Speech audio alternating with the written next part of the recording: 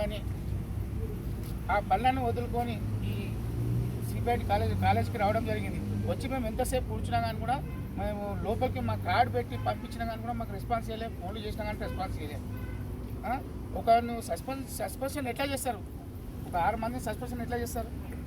చేసింది 166 మంది ఇన్ని రోజులుగా మీ హక్కుల గురించి మీరు పోరాటం చేస్తున్నారు. చేసిన దాంట్లో ఒక అధ్యక్షుని, జనరల్ సెక్రటరీని వీళ్ళందరినీ సస్పెండ్ చేయడం ఏంది?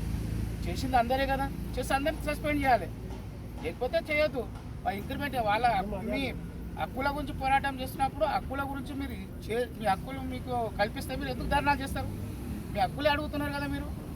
మరి అందరు కలిసికట్టుగా మీరు ధర్నాలు చేస్తే దానికి ఇబ్బంది ఏముండదు.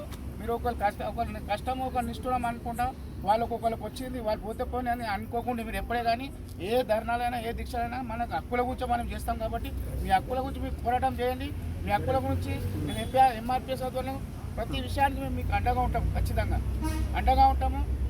ఇప్పుడు హెచ్ఆర్స్ ఎవరైనా హెచ్ఆర్ అన్నవాలెట్ మరియు ప్రిన్సిపాల్ కూడా స్పందన లేదు.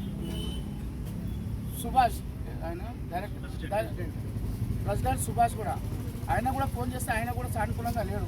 కాబట్టి మీరు అందరూ కూడా రేపొద్దున మీరందరూ లోపలికి పోకుండా బస్సులు ఆపే బాధ్యత మీరు. రేపు ఆపితేనే వీళ్ళు లోపలికి వస్తారు. మనకేదో ఇచ్చిన మీకు ఇచ్చిరని చెప్తారు కానీ అది కరెక్ట్ కాదు. మన వాళ్ళని మనం లోపలికి తీసుకుపోవాలనుకుంటే మీరు అందరు రేపు కూర్చోవాలి. ఆ బస్సులన్నింటినీ ఆపేసుకోవాలి. ఆపితేనే వీళ్ళని లోపలికి పిలుస్తారు.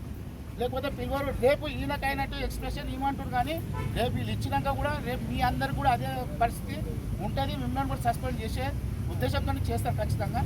మీరు అందరు కరెక్ట్ ఉంటే మీకు సహకరించకండి. ఈ ఎంఆర్పిఎస్ ఎప్పుడు ఉంటుంది అని తెలియజేస్తున్నాను.